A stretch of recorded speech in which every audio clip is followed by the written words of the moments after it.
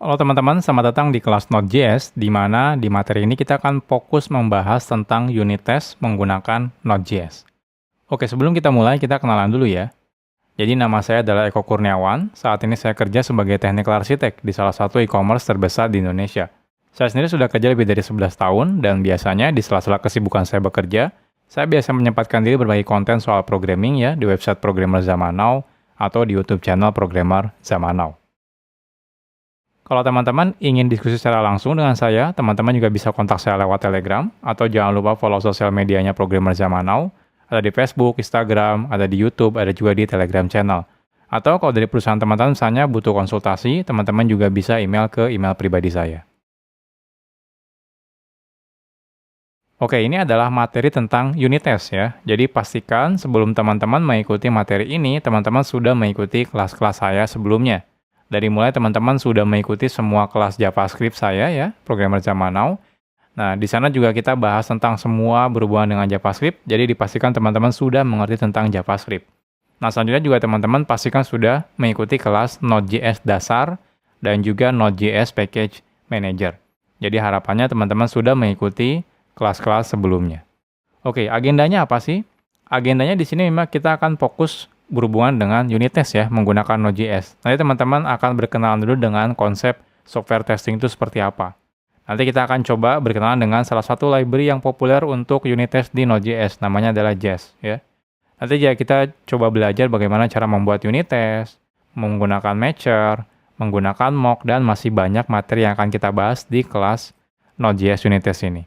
Oke, nggak usah berlama-lama intronya, kita akan langsung masuk ke materi. Kita akan berkenalan dulu dengan software testing ya. Jadi sebelum kita mulai belajar atau praktek unit testing menggunakan Node.js, kita akan berkenalan dulu sekilas tentang software testing itu seperti apa. Jadi software testing itu adalah salah satu disiplin ilmu dalam software engineering atau pengembangan perangkat lunak. Nah, tujuan utama dari software testing ini adalah memastikan kualitas kode dan juga aplikasi kita baik, ya, minim bug atau minim masalah. Nah, ilmu untuk software testing sebenarnya luas sekali. Jadi kita nggak mungkin tidak akan bisa bahas semuanya gitu ya. Jadi ini ilmu yang sangat luas. Nah, pada materi ini kita hanya akan fokus ke salah satu ilmu testing, namanya adalah unit testing. Oke. Jadi menurut teori tes piramid, jadi testing itu ada banyak ya. Ada yang pertama ini, kalau teman-teman perhatikan, di sini ada unit test ya, yang paling bawah. Di tengahnya ada service test, atau ada yang bilang juga integration test. Ada yang paling atas itu UI test, atau istilahnya adalah end-to-end test. Nah, kalau teman-teman perhatikan, di sini ada ya tanda panah, ke bawah itu di sini ada kelinci, artinya cepat, dan ke atas itu kura-kura, artinya lambat. Jadi ini maksudnya adalah, makin bawah, itu eksekusinya itu makin cepat. Jadi unit test itu kalau teman-teman jalankan nanti gitu ya, itu makin cepat sekali ya. Nah, tapi kalau kita membuat seperti service test atau UI test, maka makin ke atas itu makin lambat eksekusinya. Pembuatannya makin lambat dan juga eksekusinya ketika dijalankan atau dicoba gitu ya, itu juga akan semakin lambat. Nah, selain itu, kalau teman-teman perhatikan di sini ya, ini paling bawah itu sen ya, paling atas itu dolarnya banyak. Maksudnya apa? Pembuatan unit test paling bawah ini murah. Semakin ke atas itu semakin mahal. Ketika teman-teman coba implementasi unit test ya, ini otomatis dia cepat dan juga murah. Nah, kalau teman-teman coba naik ke atas, kita akan coba implement misalnya service test atau integration test, maka dia akan lebih lambat ya, dan juga dia akan lebih mahal. Apalagi kalau teman-teman implementasi UI test atau end-to-end test gitu ya. Nah, ini otomatis dia sangat mahal sekali dan juga sangat lambat. Nah, kenapa ini terjadi nanti kita bahas secara detailnya. Oke, sebagai gambaran kita akan coba misalnya ada arsitektur aplikasi seperti ini. Misal saja kita punya aplikasi seperti ini. Ada aplikasi front end-nya, ada aplikasi back end-nya, ya, dan back end-nya itu ada dua aplikasi. Jadi backend yang pertama dan juga backend yang kedua misalnya di sini. Ini aplikasi front end-nya. Buat teman-teman yang belum tahu tentang front end dan backend, anggap aja ini aplikasi yang berhubungan dengan tampilan ya. Dan ini aplikasi yang berhubungan dengan logic bisnisnya gitu ya. Nah, mungkin di sini misalnya ada dua. Nah, biasanya setiap logic aplikasi di sini biasanya dia punya database. Jadi ini punya database satu, ini punya database satu. Nah, nanti dari front end-nya, aplikasi front end-nya dia akan biasanya memanggil ya si aplikasi back-end-nya. Nanti aplikasi back-end-nya yang memanggil si database-nya. Nah, selanjutnya contoh saja misalnya back-end ini punya dependensi atau ketergantungan ke sistem yang lain. Contohnya kalau teman-teman misalnya bikin toko online, dia tergantung ke misalnya bank gitu ya untuk melakukan pembayaran atau payment gateway atau logistik ya pengiriman dan sebagainya. Jadi ini misalnya kita mau bikin aplikasi seperti ini. Nah, kira-kira apa bedanya ketika kita implement unit test, service test, dan juga UI test? Oke, kita bahas dari yang pertama adalah UI test atau end-to-end test. Nah, ketika kita mengimplementasikan UI test atau end-to-end test, maka yang kita lakukan adalah kita akan membuat ya skenario testing yang langsung ke UI-nya atau ke front end-nya. Ya. Anggap saja teman-teman bikin aplikasi mirip robot gitu ya. Jadi registrasi, login, mencari barang misalnya, lalu add to cart, membeli barang dan sebagainya. Jadi semuanya dilakukan seperti robot. Kita bikin otomasi robot seperti itu ya. Untuk apa? Untuk memastikan bahwa tidak ada flow yang rusak misalnya. Jadi ketika orang registrasi, login, misalnya nambah barang, belanja gitu ya, bayar, nah semuanya sukses semua. Jadi ketika ada masalah di salah satu tahapan, maka kita bisa tahu ya masalahnya di mana. Nah ini kenapa lambat? Ya karena lambat karena kita seakan-akan mirip seperti user biasa. Jadi mungkin butuh waktunya agak sedikit lama ya, karena harus buka halaman ini dulu, habis itu buka halaman ini dan seterusnya. Nah selain itu ini mahal. Kenapa mahal? Karena untuk melakukan tesnya, teman-teman harus menjalankan semua aplikasinya. Jadi front end-nya harus dijalankan, back end-nya harus dijalankan. Kalau ada dua back end ya dua-duanya dijalankan, database-nya harus dijalankan. Bahkan koneksi ke third party system ya atau sistem lain itu juga harus jalan. Jadi semuanya ini harus jalan. Makanya dibilang ini mahal sekali. Nah, selanjutnya ada yang namanya service test atau ada yang bilang juga namanya integration test. Nah, kalau services atau integration test biasanya kita akan fokus ke satu aplikasi saja. Jadi kalau yang tadi namanya juga end-to-end ya, dari ujung sampai ujung gitu ya. Nah itu otomatis kan semuanya dites ya, dari depan sampai belakang. Nah kalau untuk integration test atau service test, maka dia fokusnya ke satu aplikasi saja. Jadi nanti kalau kita bikin misalnya testing automation-nya, kita hanya fokus melakukan pengetesan di backend ini misalnya. Atau di sini kita melakukan pengetesan di backend yang B. Artinya apa? Artinya tidak terlalu mahal. Kenapa? Karena kalau misalnya kita mau ngetes yang backend A contohnya, kita cukup menjalankan backend A dan juga database-nya satu. Sudah, selesai. Nah, kalau kita mau ngetes misalnya backend B, kita cukup jalankan backend B dan juga database-nya dan juga koneksi ke sistem lain. Jadi cukup seperti itu. Jadi ketika kita butuh, baru kita jalankan saja. Jadi nggak harus semuanya dijalankan. Nah, ini adalah integration test. Jadi ini masih lebih lambat karena kita harus jalankan semuanya gitu ya. Nanti ngetes satu persatu misalnya kalau teman-teman nanti bikin backend-nya dalam bentuk misalnya API, maka kita harus connect misalnya tembak satu persatu API-nya.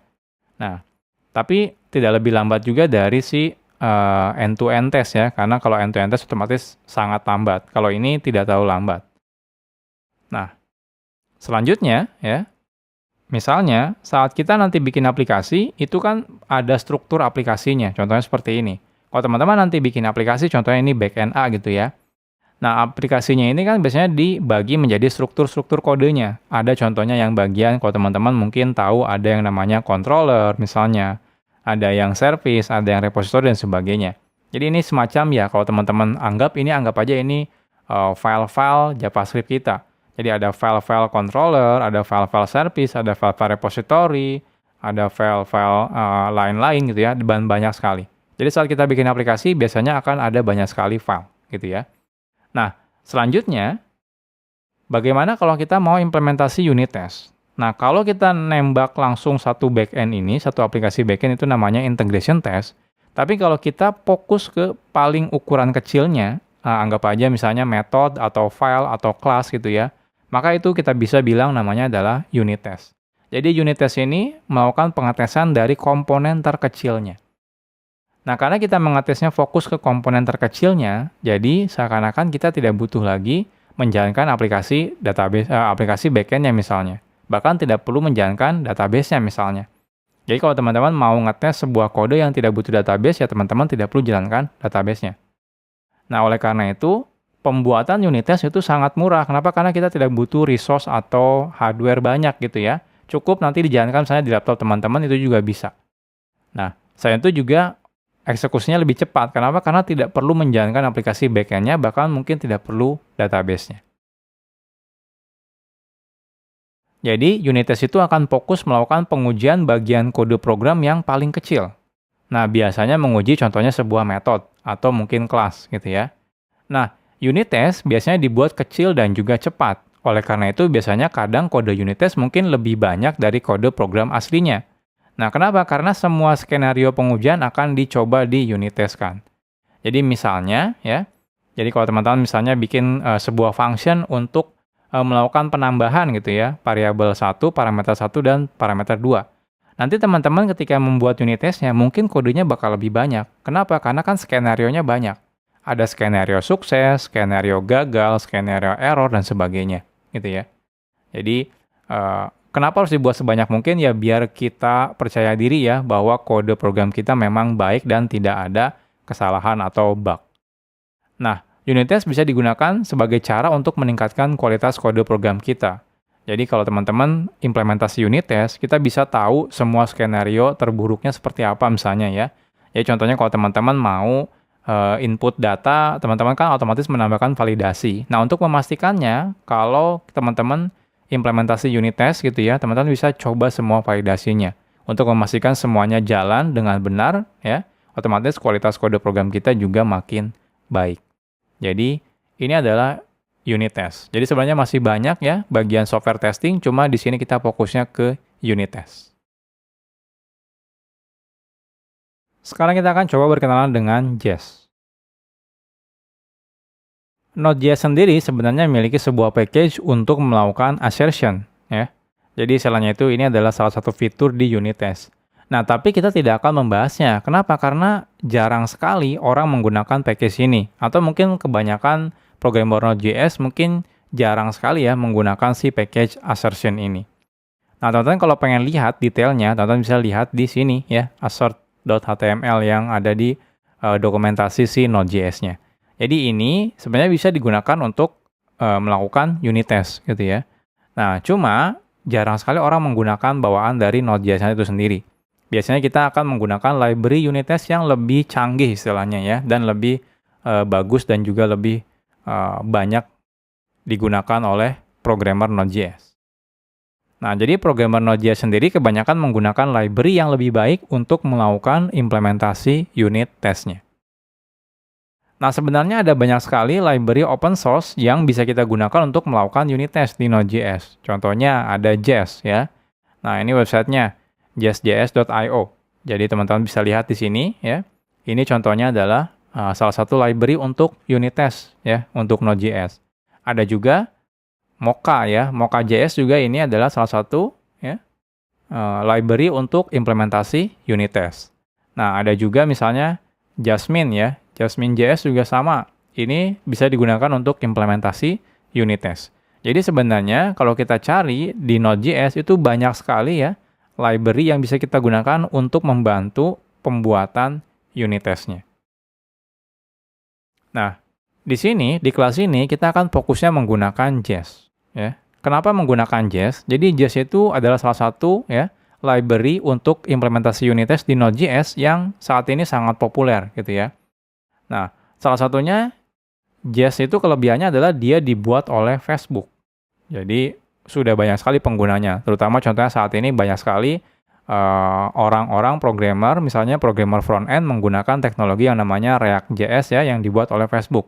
Nah, jadi kita bisa lihat bahwa pengembangnya pun memang perusahaan besar gitu ya, jadi Jest ini. Nah, selain itu, Jest terintegrasi sangat baik dengan banyak sekali teknologi, contohnya seperti Node.js, React.js, Vue.js, dan lain-lain. Jadi kalau teman-teman belajar Jest, nanti teman-teman nggak usah bingung ketika coba belajar Node.js, kita bikin unit testnya menggunakan Jest. Ketika nanti teman-teman pengen belajar misalnya React.js, teman-teman juga nggak usah bingung bisa implementasi unit testnya menggunakan Jest juga. Atau teman-teman mau belajar Vue.js, juga itu nggak usah khawatir gitu ya. kita bisa implementasi unit testnya menggunakan Jest. Jadi teman-teman tidak perlu belajar unit test library yang berbeda-beda untuk teknologi gitu ya. Jadi teman-teman bisa pakai banyak teknologi menggunakan satu library unit test yang sama.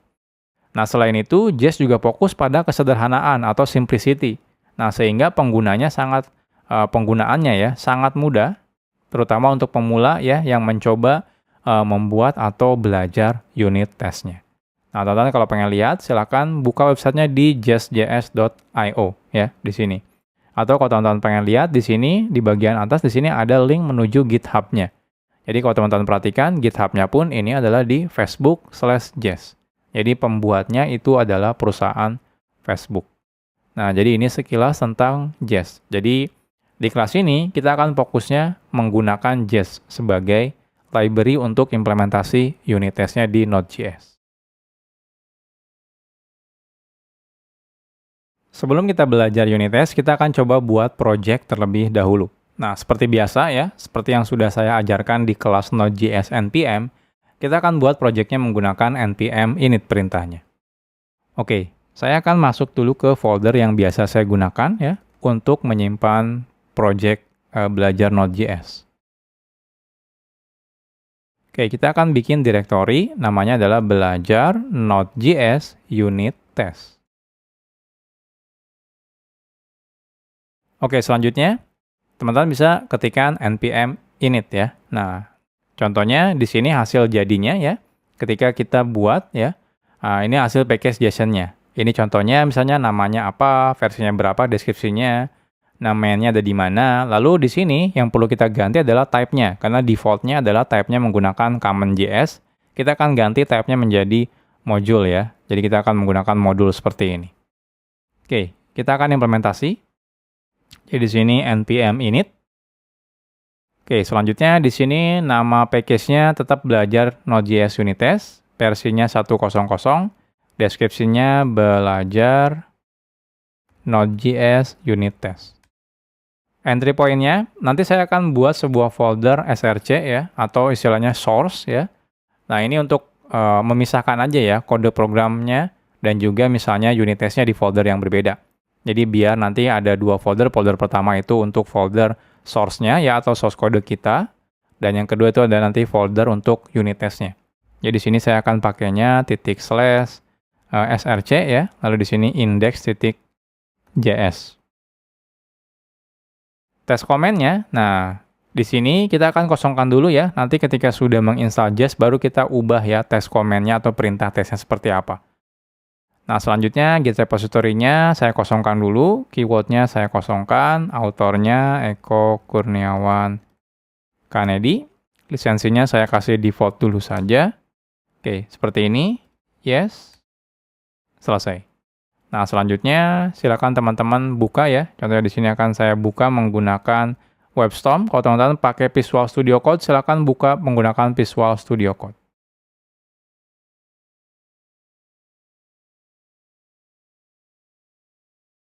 Oke, saya buka dulu.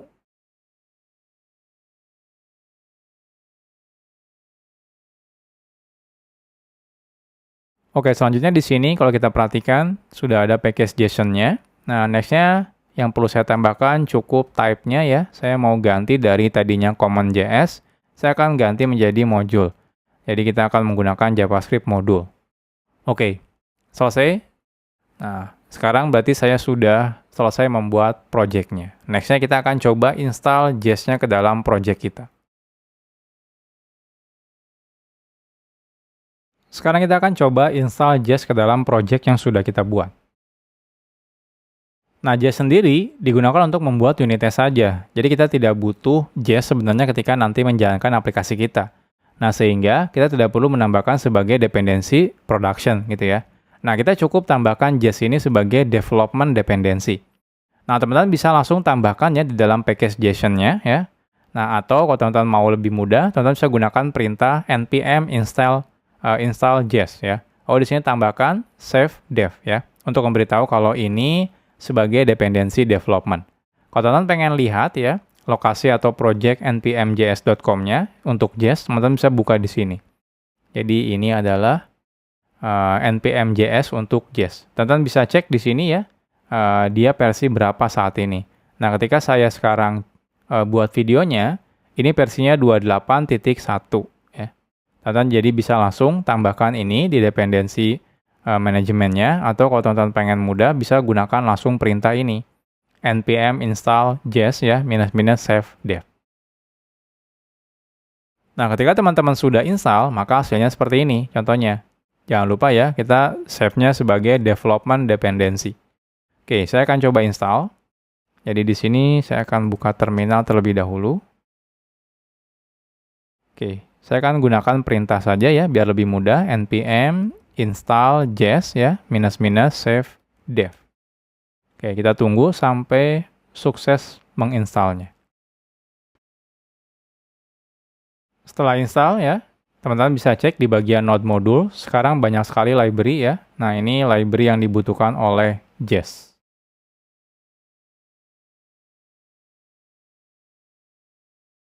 Nah, saat teman-teman menginstal Jest, nanti akan ada sebuah folder di dalam node modules namanya .bin ya. Ini adalah binary file yang diinstal ya ketika teman-teman menginstal si modules untuk Node.js ini.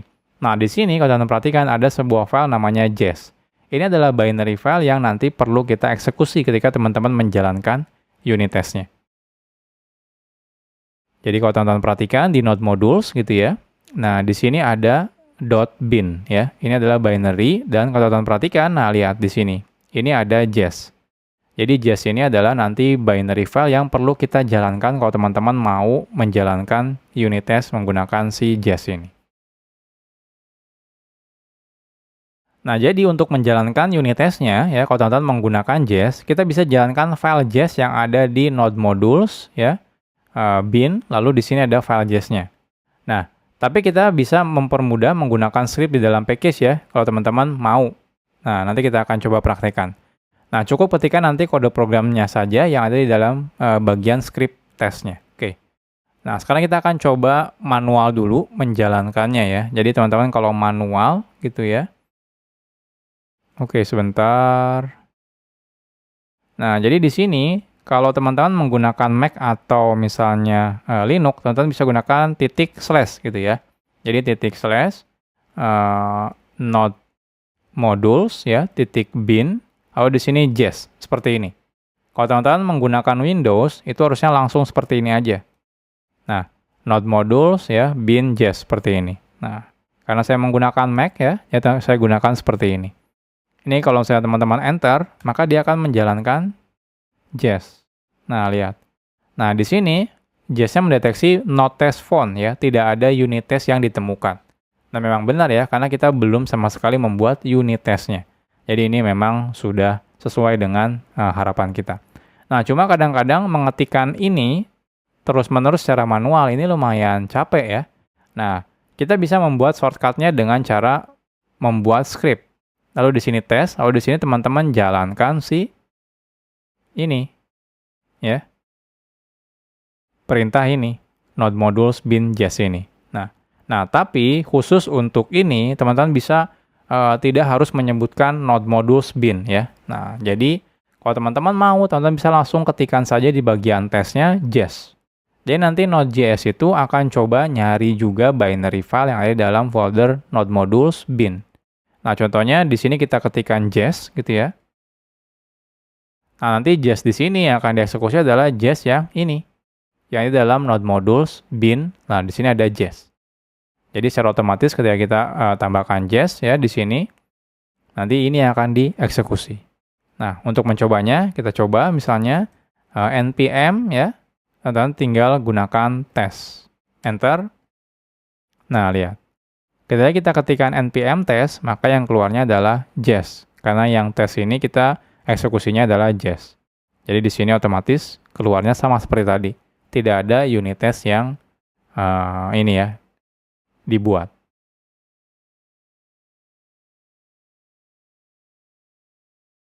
Nah, selanjutnya di dalam npm itu ada yang namanya npx. Jadi menjalankan perintah Jest lumayan ribet ya, karena kita harus selalu menjalankan melalui folder node modules .bin. Nah, Teman-teman bisa bikin script kayak tadi. Cuma problemnya adalah ketika nanti teman-teman butuh bikin perintah JS-nya yang lumayan ribet misalnya, nanti kita bahas gitu ya. Nah, ini juga kadang-kadang membuat sulit kalau teman-teman harus menambahkan script terus di dalam package JSON-nya. Nah, untungnya di Node.js terdapat program namanya adalah npx atau istilahnya Node Package Runner. Nah, npx ini digunakan khusus spesial untuk menjalankan perintah yang bisa secara otomatis mendeteksi file yang terdapat di dalam node modules.bin. Nah, jadi untuk menjalankan JS, kita nanti bisa gunakan perintah npx JS. Seperti ini. Jadi ketika teman-teman di sini ketikan misalnya npx JS gitu ya, nanti si npx ini akan nyari file JS di dalam si node modules bin ini. Nah, jadi kita nggak perlu lagi manual kayak tadi gitu ya, ngetikin masuk ke dalam node modules bin JS seperti ini nggak perlu lagi. Jadi teman-teman bisa ubah gitu ya. Jadi di sini bisa ubah menjadi npx JS saja. Otomatis JS ini akan manggil yang ini. Jadi ini adalah Node Package Runner. Oke, kita jalankan. Nah, lihat hasilnya sama. Jadi teman-teman bisa pakai npx JS. Jadi ini cara menginstal dan juga menjalankan JS-nya. Nah, next-nya kita akan coba bikin sebuah unit test ya. Nah, karena di sini kita bisa lihat di sini masih error ya, no test found, artinya tidak ada unit test sama sekali di project kita. Oke, sekarang kita akan membuat unit test-nya. Sebelum kita buat unit test, kita akan bikin kode program dulu ya. Di sini sederhana aja. Contohnya kita akan bikin yang namanya sum function. Jadi kita akan bikin sebuah folder namanya src atau source. Nanti di dalamnya kita bikin file sum.js. Isinya sederhana, cuma sebuah function namanya sum ya. Di sini ada first dan juga second. Nanti kita coba jumlahkan antara first dan juga second. Oke, kita akan coba buat dulu. Oke, di sini berarti saya akan buat folder baru terlebih dahulu, namanya adalah src. Lalu di sini saya akan buat sebuah file JavaScript ya, namanya adalah sum. Oke, kita akan buat export sum ya. Nah, fungsinya ada first dan juga second parameternya. Nah, sederhana di sini cukup return first dan juga tambah second ya. Jadi sederhana banget. Jadi kita cuma bikin sebuah function. Nah, nextnya kita akan coba implementasikan ya untuk unit test si sum function ini. Nah, JS itu sudah menyediakan function ya yang diregistrasikan secara global. Namanya adalah test. Jadi teman-teman tidak perlu import lagi. Ketika kita menambahkan dependensi JS gitu ya, secara otomatis JS itu akan menambahkan sebuah global function yang namanya test. Nah, function tersebut digunakan untuk membuat unit test.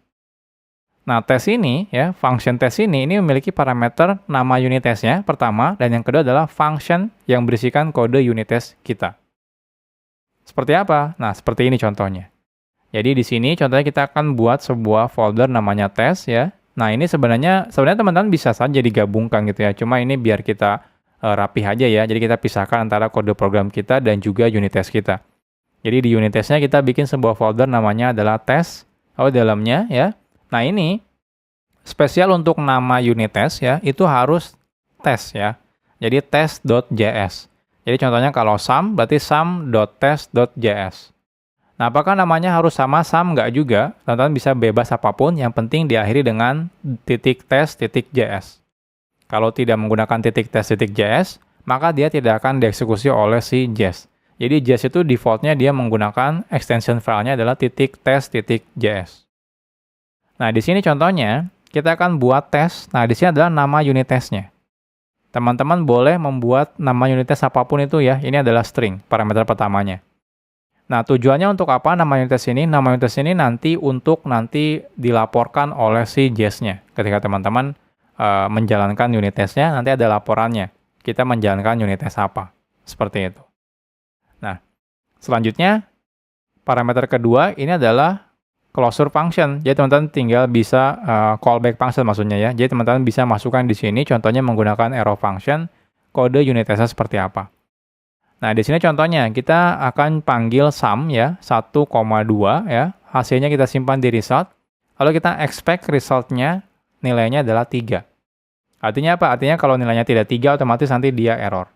Nah, untuk function expect dan juga to be nanti kita bahas tersendiri ya di bagian matcher. Tata sekarang bisa ikutin dulu seperti ini.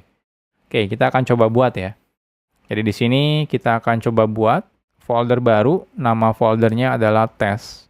Lalu kita buat sebuah file ya, JavaScript, namanya adalah sum.test. Oke, sorry di sini kurang JS-nya. Saya rename dulu .js ya. Nah, selesai. Nah, jadi kita akan buat ya. Jadi kita menggunakan test, lalu di sini namanya ya, bebas namanya, misalnya test sum function misalnya ya. Lalu di sini baru kita tambahkan functionnya. Teman-teman bisa pakai closure function ya. Atau mau teman-teman pakai function biasa misalnya seperti ini, function juga boleh, silakan. Cuma kalau saya lebih suka menggunakan si arrow function seperti ini. Oke, selanjutnya di sini saya akan simpan di dalam result. Lalu saya akan panggil sum ya. Jangan lupa teman-teman import ya dari src sum ya. Jadi kita tambahkan .2.2 artinya naik ya. Dari tes ini naik ke atas, ke folder belajar Node.js, lalu masuk ke folder source, lalu masuk ke filenya adalah sum.js. Nah, ini 1, 2. Lalu kita expect ya. Resultnya itu to be 3 ya. Artinya apa? Artinya ekspektasi dari hasil sum ini itu adalah nilainya 3. Nah, jadi ini contohnya.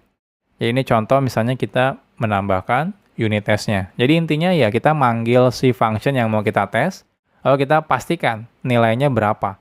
Jadi kalau misalnya ternyata sum-nya ini ada kesalahan, tadinya plus, kita malah masukin minus contohnya. Otomatis kan yang tadi nanti unit testnya akan error. Karena ternyata ekspektasinya ya, ternyata tidak 3.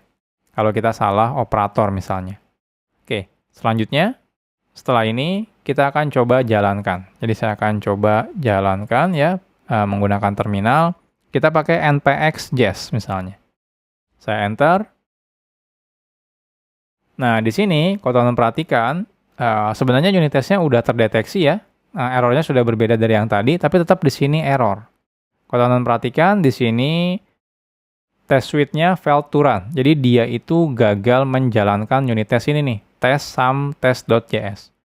Nah, detail kenapa ini tes, kalau teman-teman perhatikan, di sini adalah problemnya ini. Cannot use import statement outside a module. Jadi walaupun kita sudah bikin package JSON-nya ini tipenya adalah JavaScript module ya, tapi sayangnya si JS itu belum bisa secara default menggunakan si JavaScript module. Jadi saat saya buat videonya ini sayangnya gitu ya, JS itu belum support untuk JavaScript module. Jadi di sini ada pemberitahuannya. Kalau teman-teman mau menggunakan ECMAScript module atau misalnya JavaScript module, teman-teman silakan baca dokumentasinya di sini. Kalau teman-teman mau menggunakan TypeScript gitu ya, nah teman-teman silakan gunakan di sini.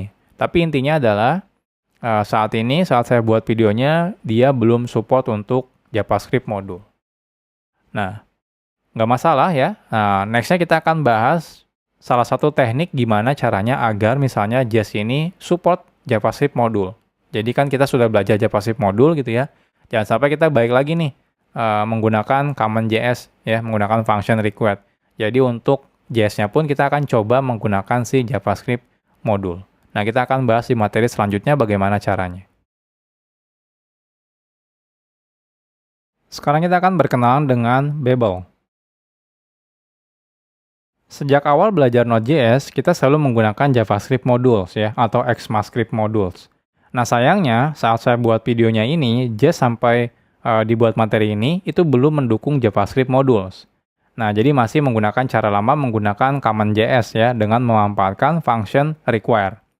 Nah, tapi untungnya ada library namanya adalah Babel.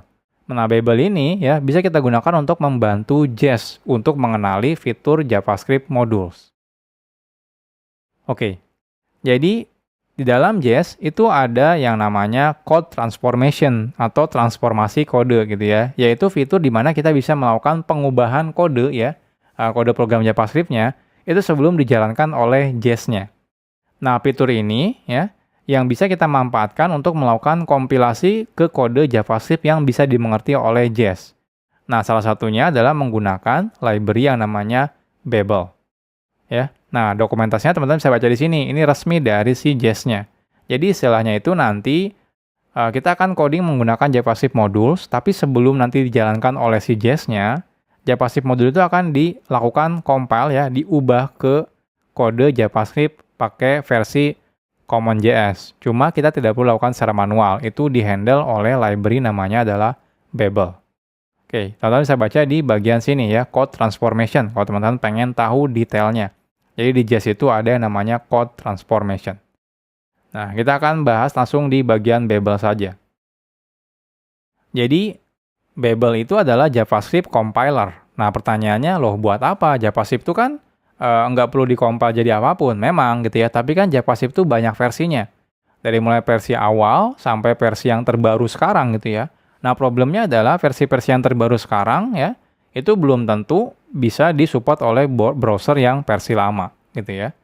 Nah, jadi yang digunakan untuk melakukan kompilasi dari kode JavaScript ke kode JavaScript tapi versinya berbeda. Biasanya sih ke yang lebih lama gitu ya. Nah, biasanya untuk ke versi yang lebih lama agar kompatibel dengan browser versi lama. Ya, contohnya teman-teman pakai fitur JavaScript modul gitu ya. Tapi coba misalnya pengen dijalankan di Internet Explorer gitu ya. Nah, misalnya Internet Explorer belum bisa menggunakan JavaScript modul gitu ya. Nah, teman-teman bisa menggunakan Babel ini untuk melakukan kompilasi kode JavaScript baru menjadi kode JavaScript lama. Nah, dengan Babel, kita bisa membuat kode program dengan fitur di JavaScript terbaru, ya, seperti contohnya modules gitu ya. Tapi bisa kita compile menjadi kode JavaScript lama, sehingga kompatibel ketika kita jalankan nanti menggunakan teknologi lama, atau yang belum mendukung fitur JavaScript baru. Nah, contohnya yang tadi, misalnya ya. Jadi kita akan coba bikin pakai JavaScript modules, tapi kita pengen coba compile nanti ke CommonJS. Nah, ini website Babel-nya, kalau teman-teman mau coba gitu ya. Nah, di sini. Nah, di sini teman-teman kalau mau coba, nah ini teman-teman misalnya bikin kodenya seperti apa gitu ya. Nanti hasilnya bakal seperti apa. Nah, atau kita coba try out di sini, teman-teman bisa coba try out ya untuk mencoba. Jadi ini kode kita yang di unit test-nya gitu ya. Unit test kita. Oke, kita coba copy paste di unit test ini. Nah, kita lihat. Nah, ini hasilnya. Nah, di sini kebetulan masih pakai JavaScript modul. Misal saja, saya pengen dia pakainya yang CommonJS. Nah, hasilnya nanti bakal jadi seperti ini, kurang lebih. Teman-teman perhatikan, ya. Saya coba perbesar. Jadi kita codingnya menggunakan import sum, ya. Tapi nanti dikompil menjadi CommonJS, ya. Dia akan menggunakan require. Kalau teman-teman perhatikan, sebenarnya kodenya nggak terlalu beda jauh gitu ya. Nah, jadi di sini tadinya JavaScript modul diubah menjadi CommonJS. Jadi ini menggunakan Babel. Jadi nanti sebelum dijalankan oleh si Jest-nya, kita akan menggunakan Babel ini untuk melakukan kompilasi dari kode JavaScript modul yang terbaru menjadi si CommonJS. Nah, oke, sekarang pertanyaannya bagaimana cara melakukan integrasinya antara Babel dan Jest. Nah, Jest sendiri terintegrasi dengan baik ya dengan Babel. Jadi teman-teman nggak usah khawatir ya, semuanya sudah ada panduannya.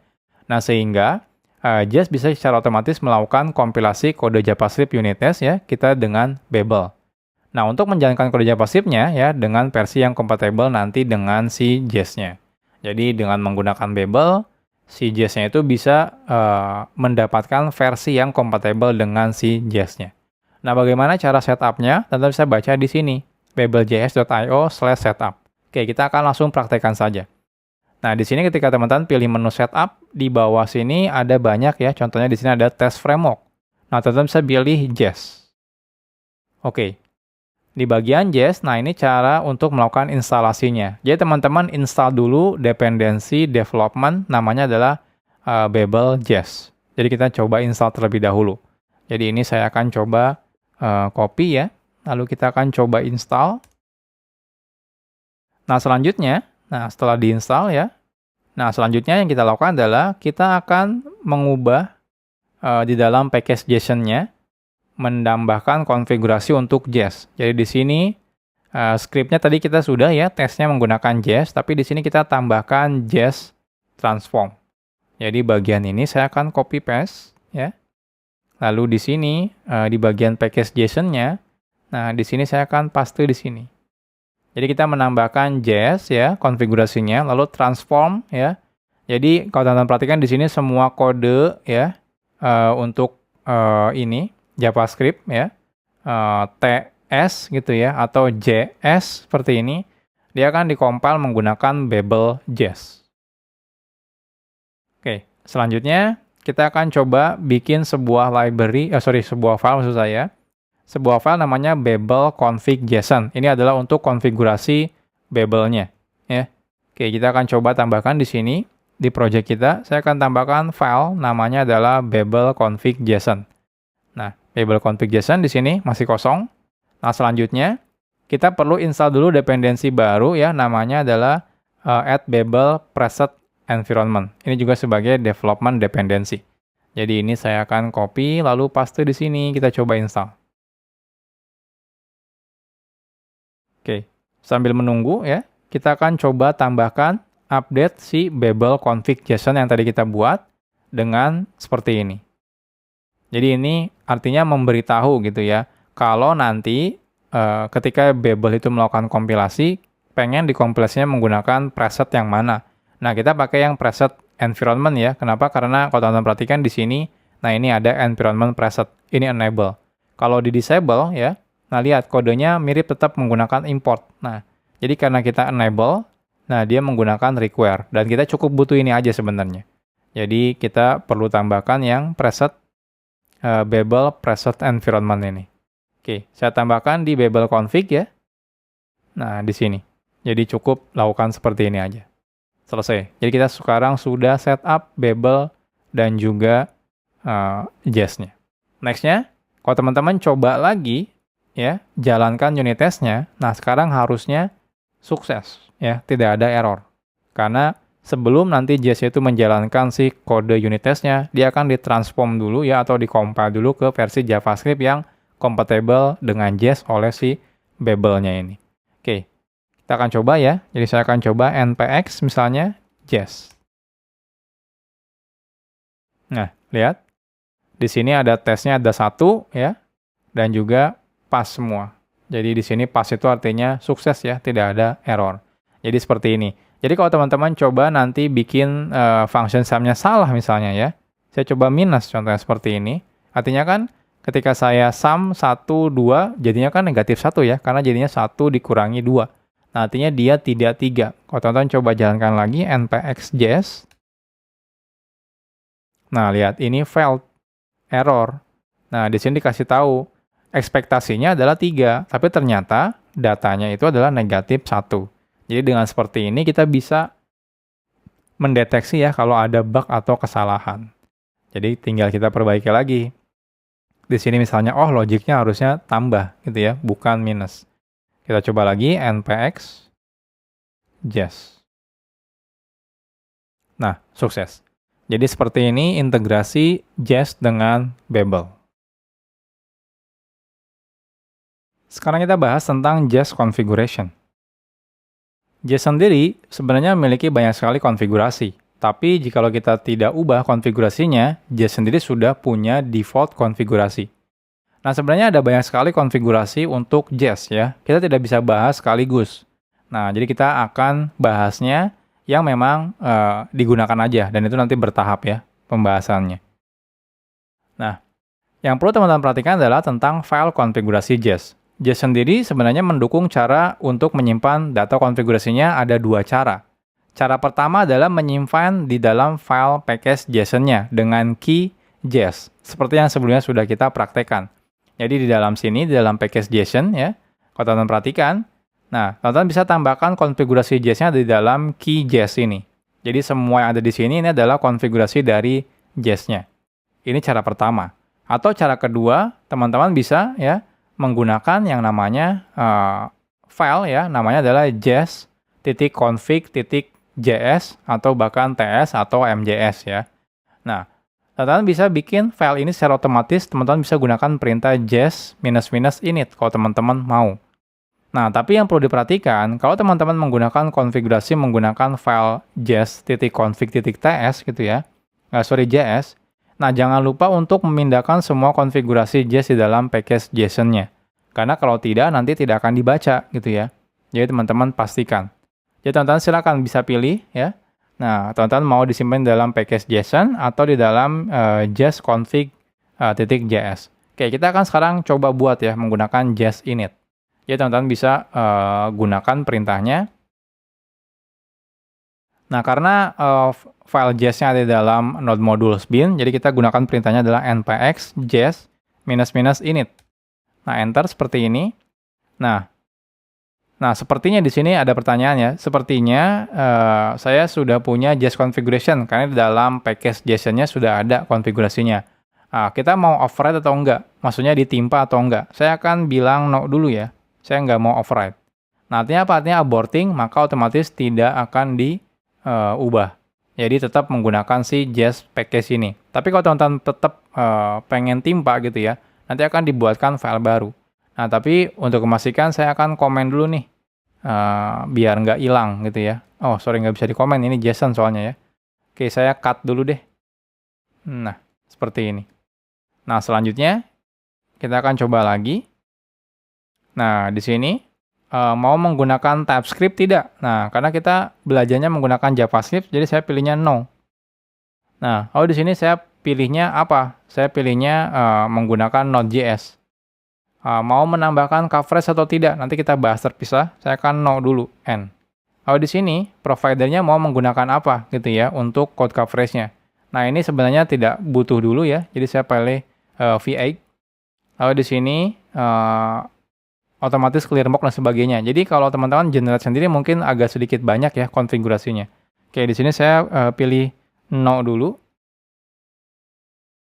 Nah, selanjutnya kalau teman-teman perhatikan ini sudah dibuat namanya jest config mjs. Jadi ini pakai modul JS. Nah, ini adalah default konfigurasinya. Jadi ini panjang sekali. Nah, ini ada banyak banget. Jadi teman-teman cukup bikin seperti JSON aja sebenarnya ya. Jadi export default di sini, seperti objek JavaScript aja.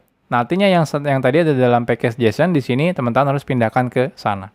Jadi semua yang ada di sini, contohnya transform ini teman-teman harus pindahkan ke dalam sini ya. Nah, di sini kita lihat apakah ada transform. Nah, ini ada ya transform.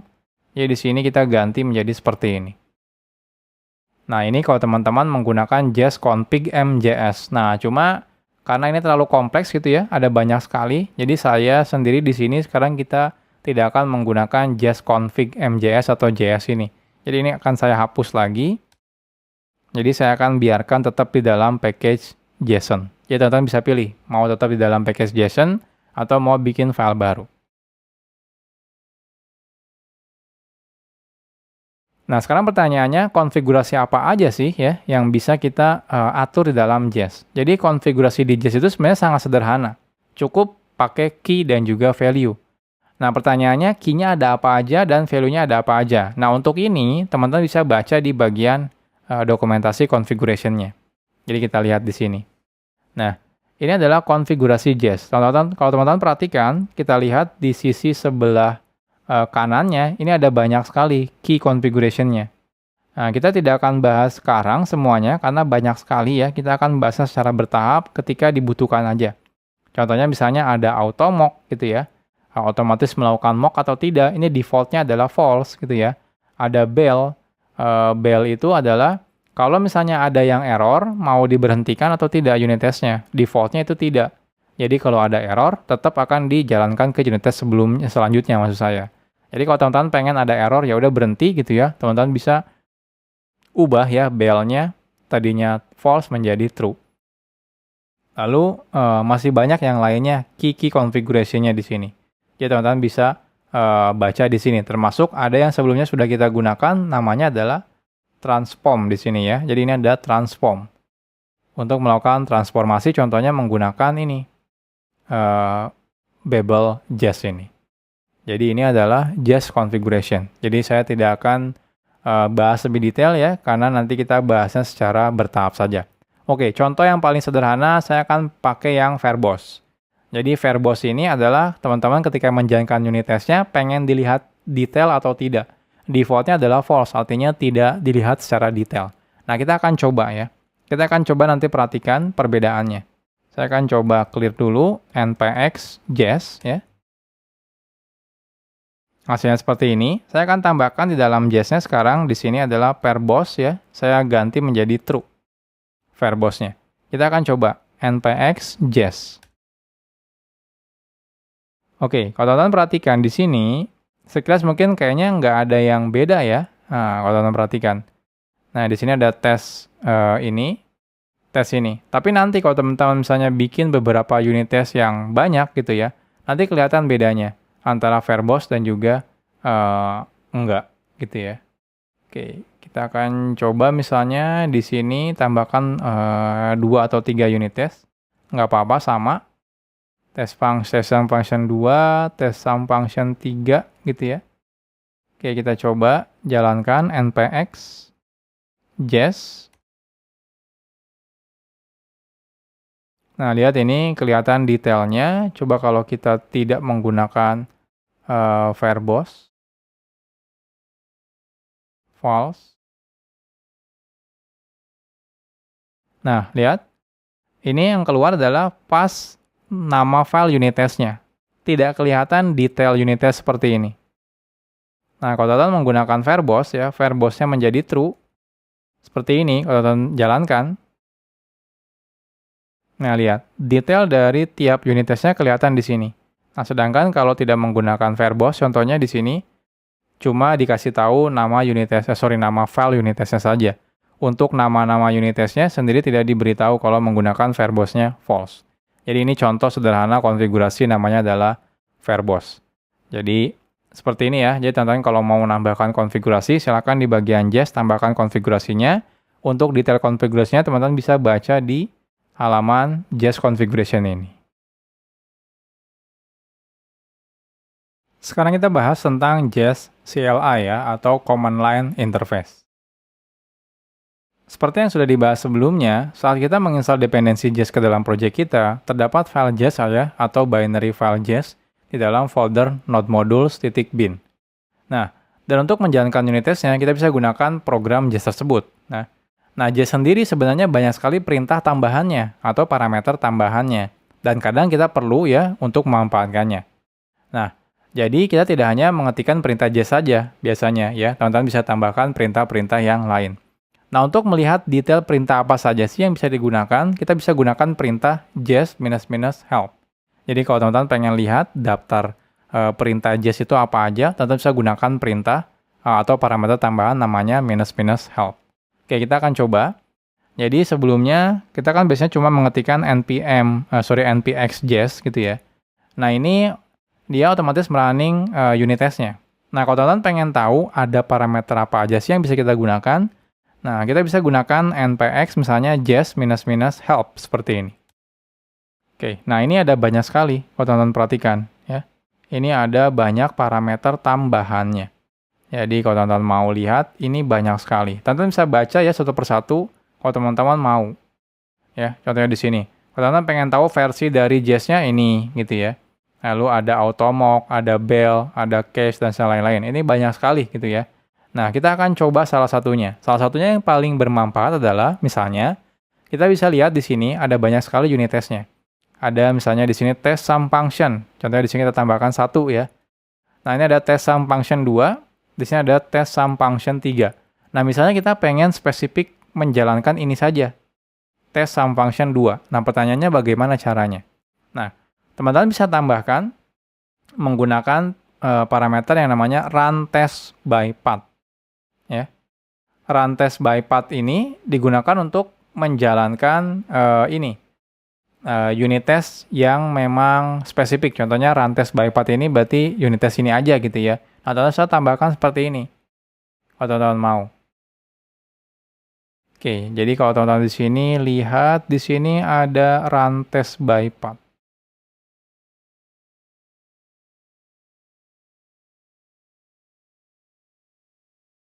Nah, ini ya. Run test by path. Kalau Kalau teman-teman pengen spesifik mau menjalankan unit test yang mana aja gitu ya. Jadi npx jest misalnya ya, run test by path, pathnya adalah tes misalnya sum test ini.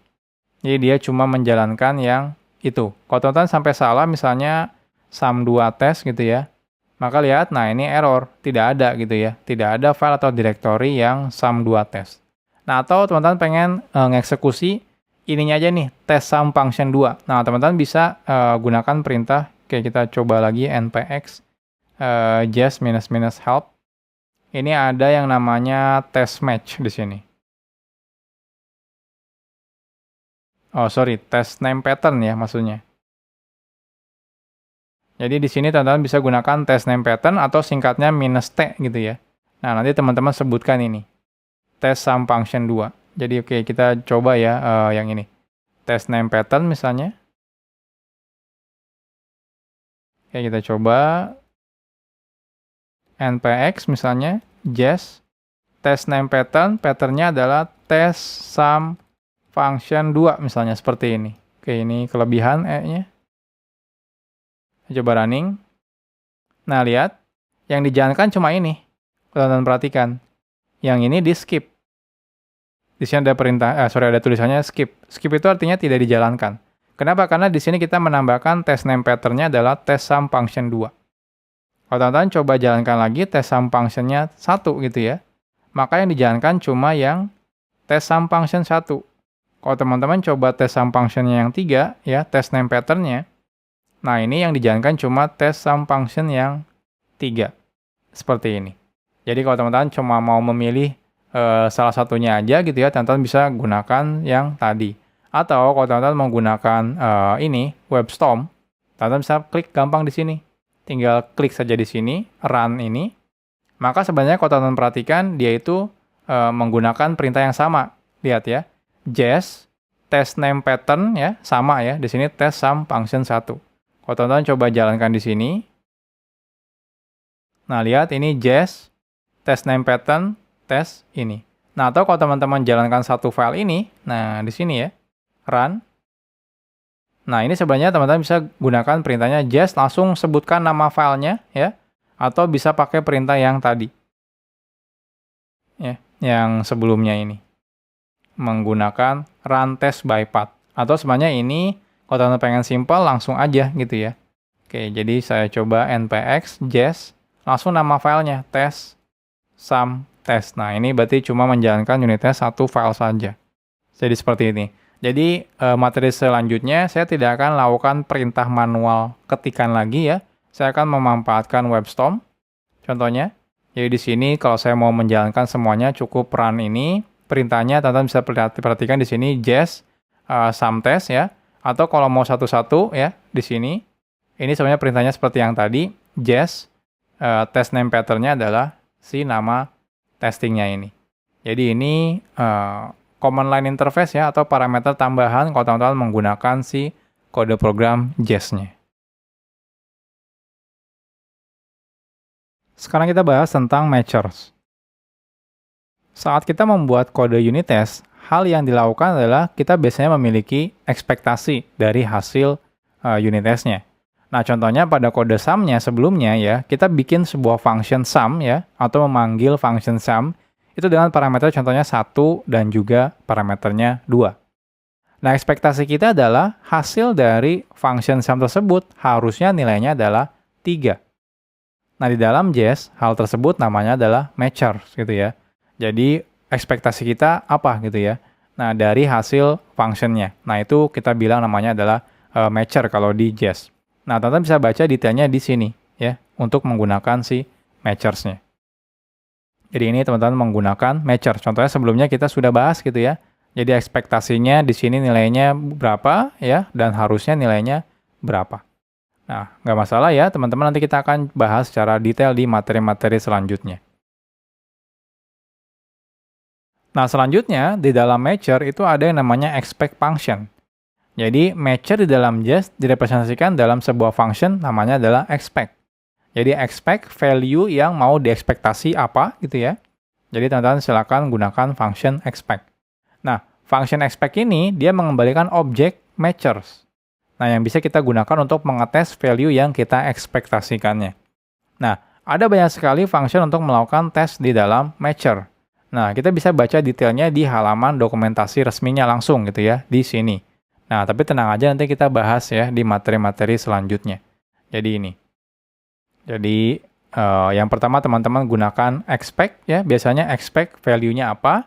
Nah, selanjutnya hasil dari expect itu adalah object matcher, di mana ada banyak sekali ya metode-metode tambahannya yang bisa kita gunakan. Contohnya sebelumnya kita menggunakan to be gitu ya. Jadi di sini ada to be. Nah, jadi di sini ada to be. Jadi teman-teman harus expect dulu, lalu di sini to be 12. Jadi artinya apa? Artinya value yang ada di sini itu harus 12.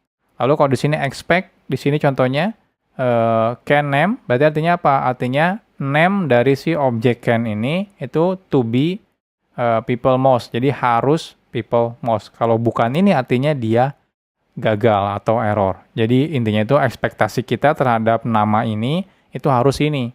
Kalau dia bukan ini, maka dia error.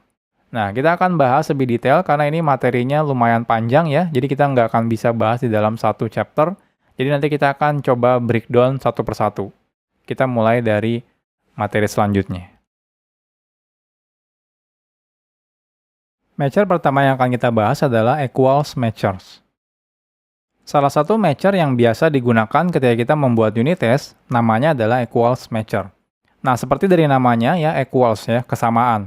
Nah, ini digunakan untuk memastikan bahwa data yang kita expect itu sesuai atau sama dengan ekspektasi kita. Nah, ada beberapa function yang bisa kita gunakan ya untuk equals matcher ini. Yang pertama adalah to be. Nah, to be ini ya, ini ekspektasinya adalah value-nya harus sama dengan expected.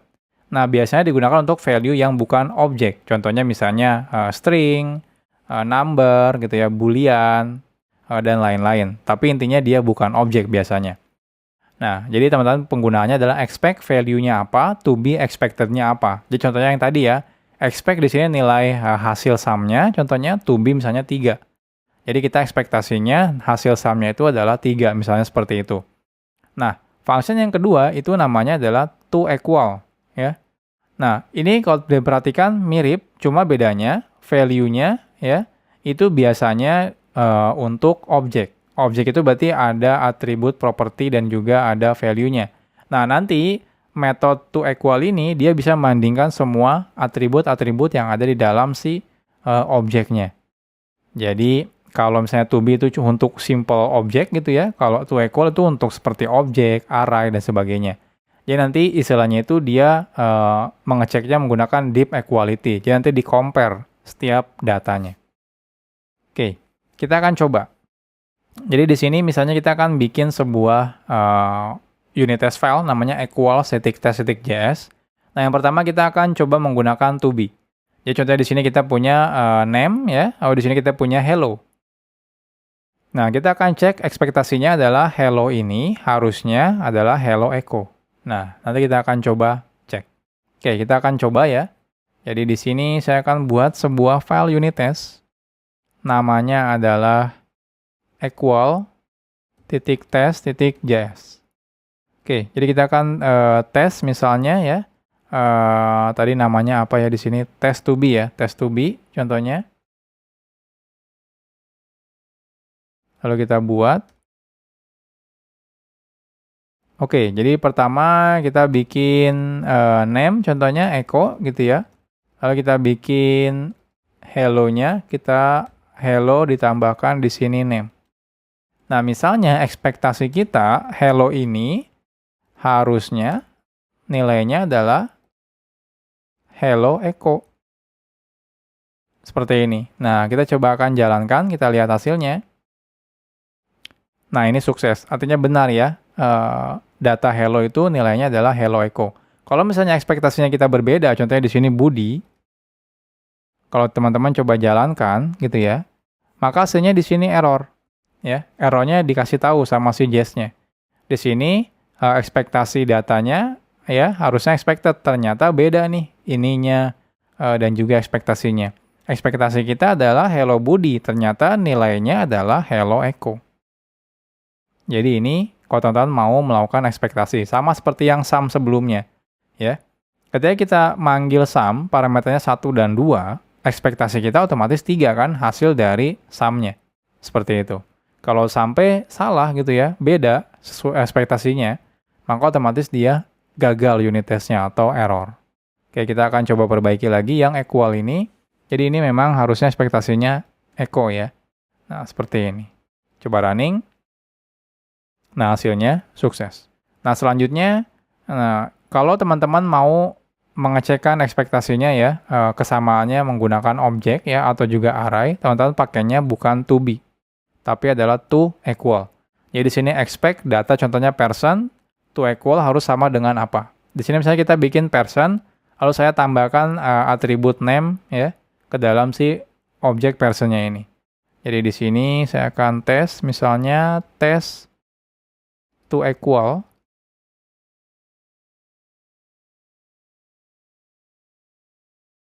Oke, di sini saya akan buat dulu misalnya let person sama dengan ya ID-nya. Kita samakan di sini ID-nya echo. Lalu saya akan coba gunakan objek assign ya. Lalu di sini person. Lalu saya akan coba tambahkan di sini name echo. Seperti ini. Lalu kita akan coba ekspektasinya, harusnya sekarang data person ini ya, to equal, itu harusnya adalah ID-nya echo kecil, lalu di sini name-nya adalah echo, seperti ini. Nah, ini ekspektasi saya. Nah, coba kita jalankan untuk memastikan. Nah, hasilnya sukses ya, nggak ada yang error. Teman-teman bisa lihat ya, di sini test to be, dan juga di sini test to equal. Nah, kalau sampai salah di sini contohnya Budi seperti ini, kita coba jalankan. Nah, lihat dikasih tahu errornya. Perbedaannya apa? Ternyata ekspektasi kita adalah echo ya. Ternyata datanya adalah Budi. Jadi inilah enaknya kalau teman-teman menggunakan unit test. Jadi kita bisa melakukan ekspektasinya harus sama dengan apa. Dan kalau beda gitu ya, maka otomatis error. Dan dikasih lihat juga detail errornya atau perbedaannya itu apa. Kita coba running lagi. Nah, hasilnya sukses. Jadi ini matcher yang pertama yang paling sederhana dan yang mungkin sering sekali kita gunakan, yaitu equals matcher. Jadi untuk membandingkan kalau datanya harus sama gitu ya. Nah, ini menggunakan si equals matcher.